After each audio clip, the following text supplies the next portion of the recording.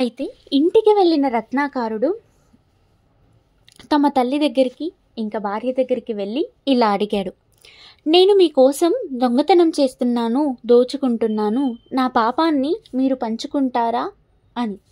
వాళ్ళు దిగ్భ్రాంతితో చెప్పారు, లేదు రత్నాకరా, నీ పాపం నీదే, మేము నీతో పంచుకోలేము. ఆ మాటలు అతని గుండెల్లో మెరుపులా పడ్డాయి.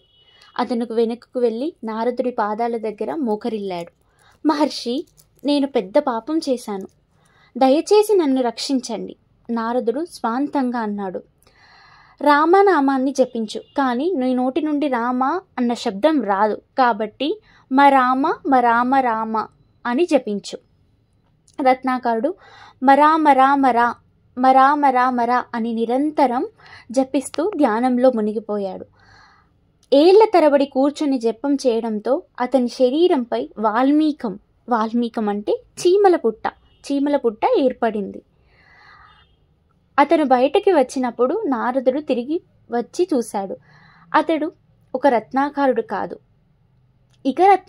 కాదు, అతడు మహర్షి వాల్మీకి అయ్యాడు. ఇక వాల్మీకి మహర్షి యొక్క నూతన జీవితం. తర్వాత వాల్మీకి మహర్షి రామాయణం అనే మహాకావ్యం రచించాడు.